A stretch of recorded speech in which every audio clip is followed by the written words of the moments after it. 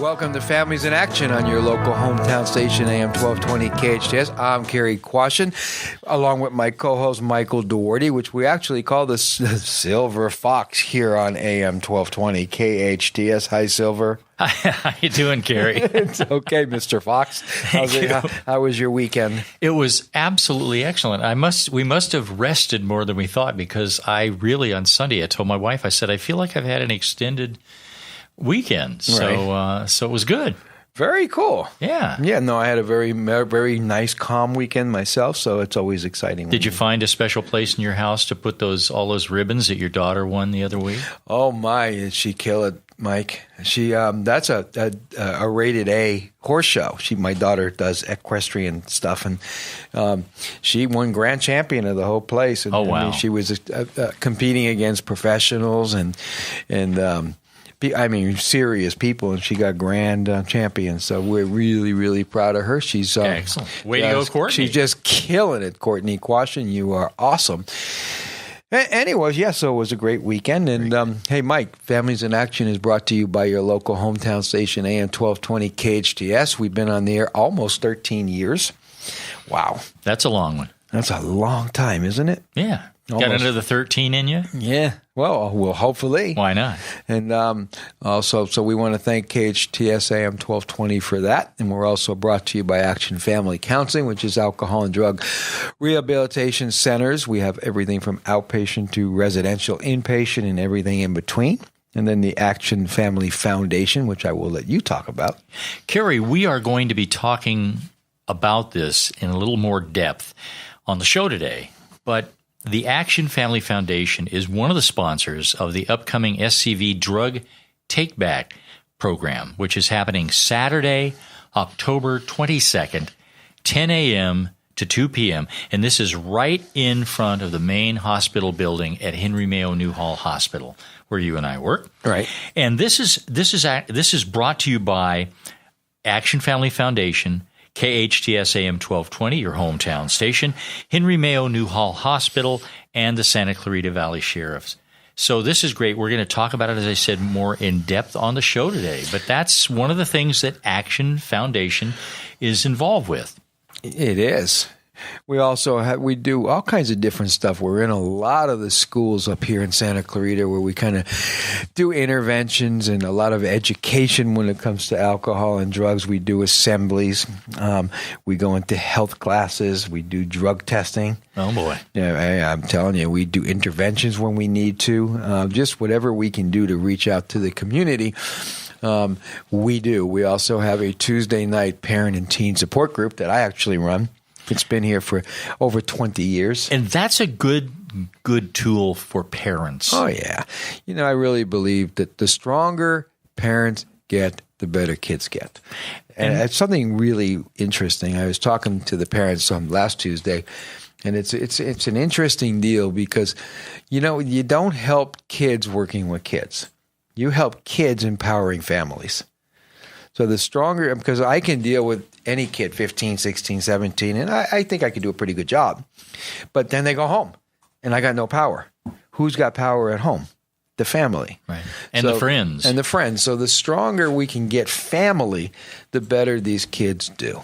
And one of the things that we talk about regularly here on the show is that a lot of parents are saying that they feel lost. How do I deal with the drug situation? How do I deal with that? What can I say? What can I do? And this is the perfect place to go. It is the perfect place to go, but the dynamics when it comes to substance abuse is dramatically changed.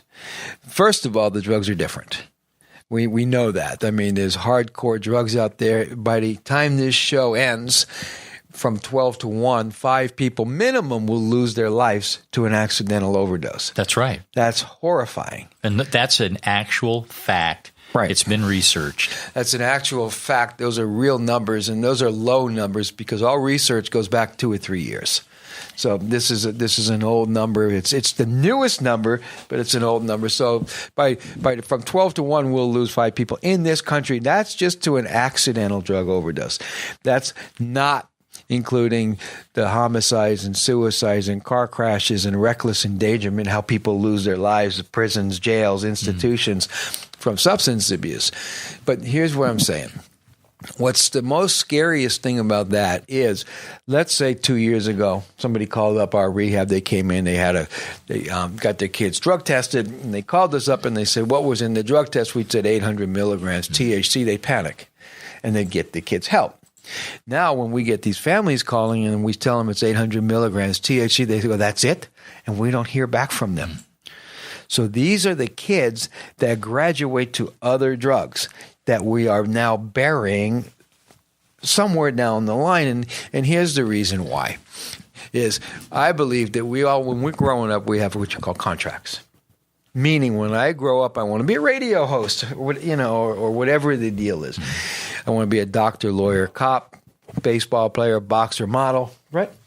Nobody says I want to grow up and be a drug addict. No. It's just not said, because but what they are saying is when I grow up, I'll never use drugs.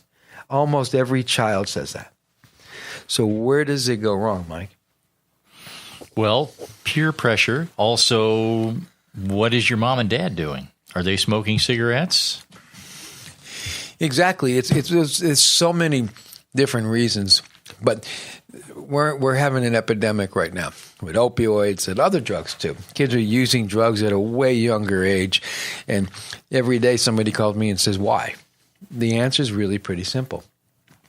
The average parent, the average family, if even a mom and dad's living together today, but the average parent spends 5 to 10 minutes, I'm just going to get cut through the chase today, with their teenager.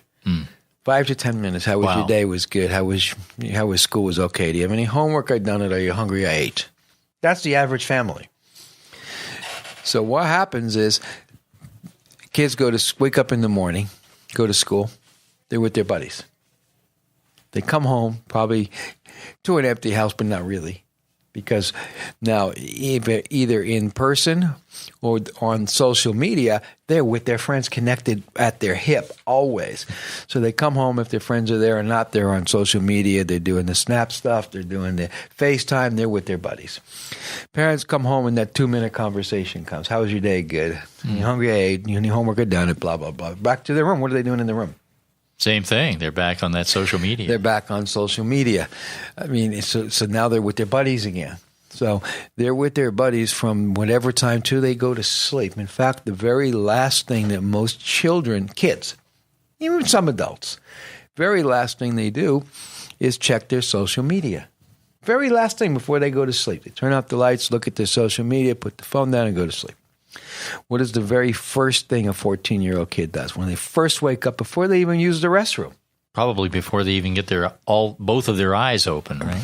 Check their social media. Yeah. So they go to sleep with their friends, and now they wake up with their friends. And in many cases, during the night, they're on their phones and they're doing social media. So they're waking up not having had enough sleep. They go to school. They're not performing well because they're tired. Exactly. So then they wake up to their friends. They walk into the kitchen or whatever they're doing. Parents say, "Hey, good morning, how are you?" And everybody's rushing. Right. And they go to school. They're with their friends again. So family changed so much drastically in the last few years with social media, right? I mean, these kids now, I mean, they're with their buddies always. So the most important thing in their world now becomes their friends. And not their parents. And not their parents. And that's a fact because I've been doing this for a very long time. And I used to be able to walk into an assembly, let's pick Canyon High School, and say, what's the most important thing in your world? And almost every kid 10 years, 15 years ago would say family. Same room, same kind of kids, same question. Almost every kid would say friends. That's over family. That's a sad change. So everything's changed pretty dramatically. Now, let's talk about the contracts again. When somebody is tied into a family, when families really do things together, they spend time together, they're invested in each other, it's harder for those kids to make bad choices because they feel guilty. 2 to 10 minutes a day, that guilt's not there anymore. So there's 3 types of kids, Mike. Let's put it in perspective. There's what you call level-headed kids, or children.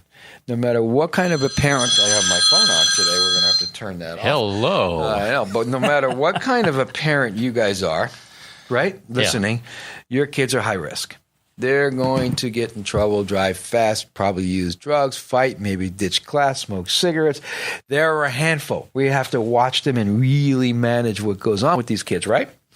But that's the smallest category.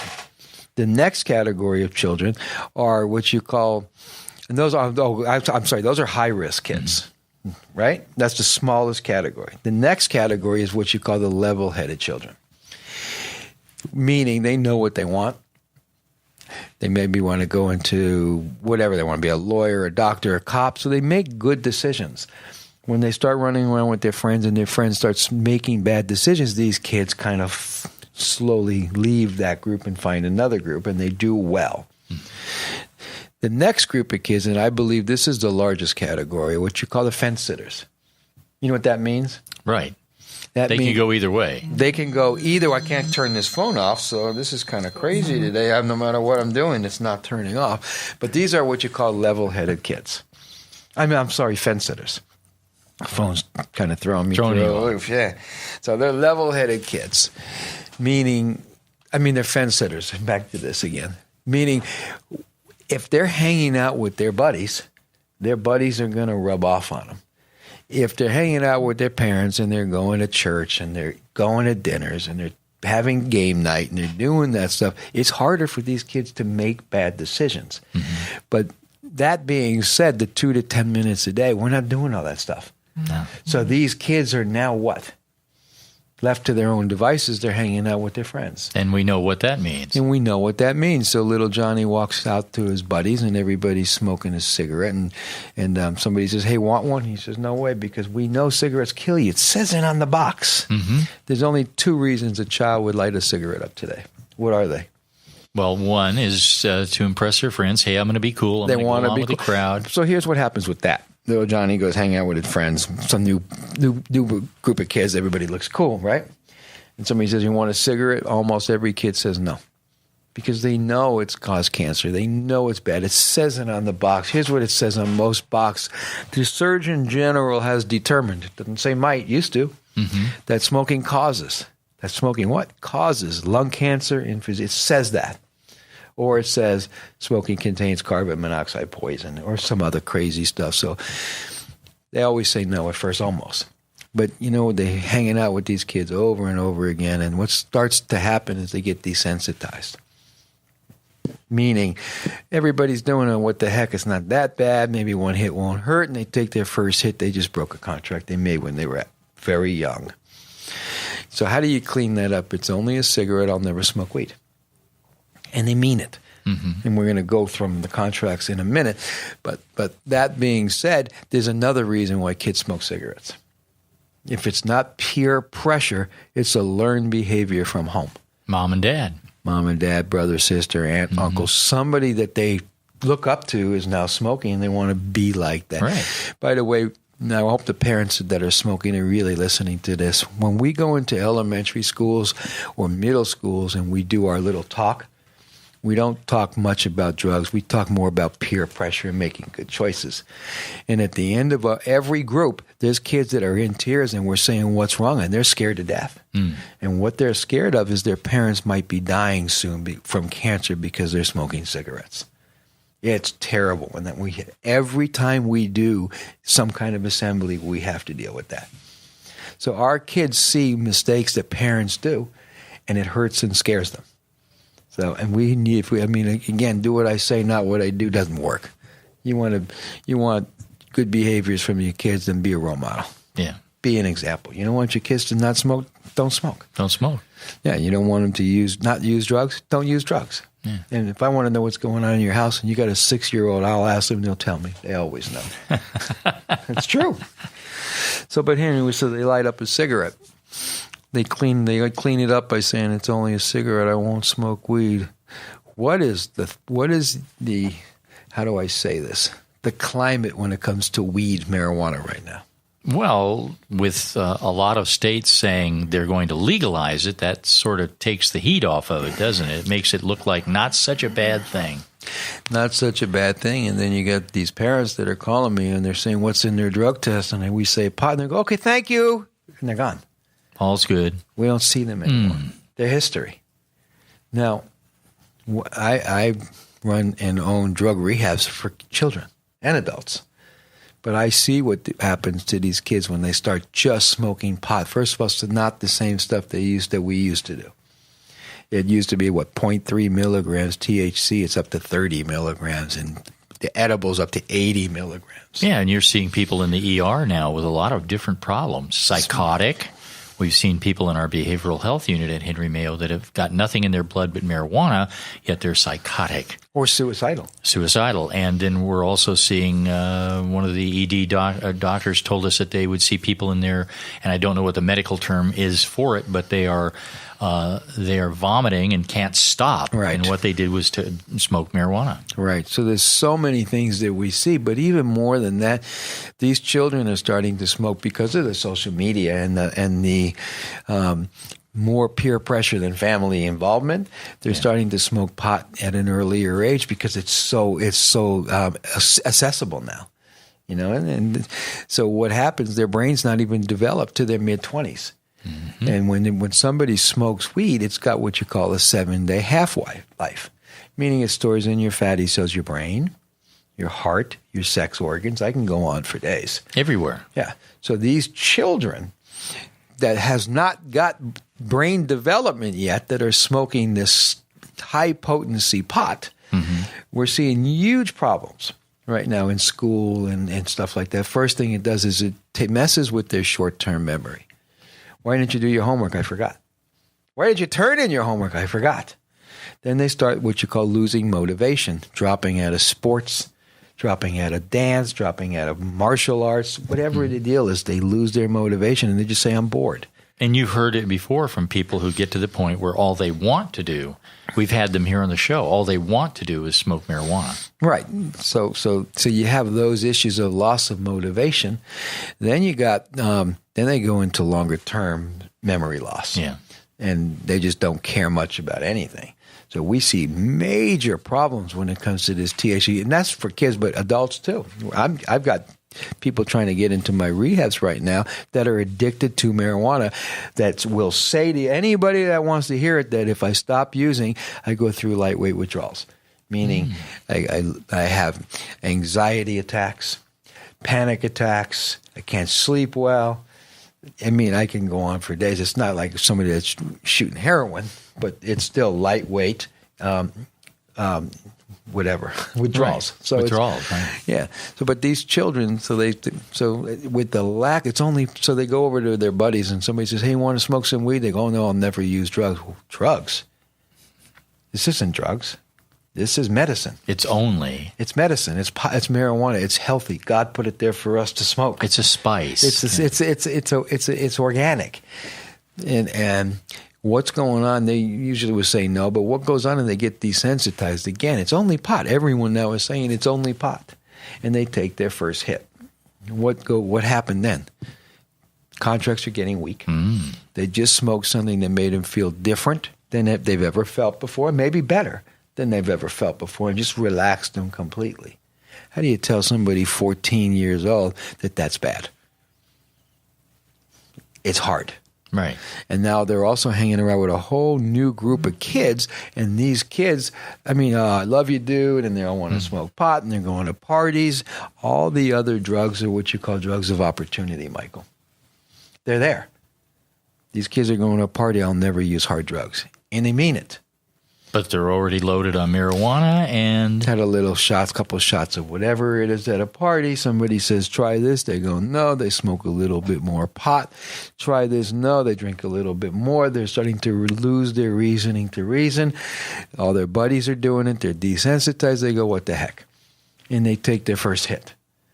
And with those kind of drugs, you only got to use them once for cocaine, crystal meth, any kind of opiates to fall in love.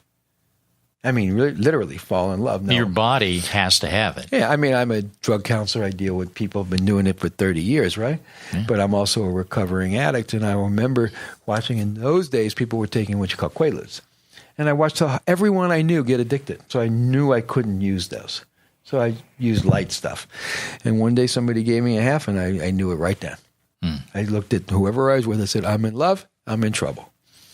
And I went on a few-year bend. So it's just one time. If it's that drug that makes you feel that good, you're in trouble. But it's important to say that during that time you were doing that, that was a bad time for you. Oh, yeah. Well, not at first. First, it was great. It was great. Yeah, it was my best friend. I loved it. It made me feel great. Boy, did it turn on me hard. And we'll get into that in a little bit. This is Families in Action on your hometown station, AM 1220, KHTS. Time for a break.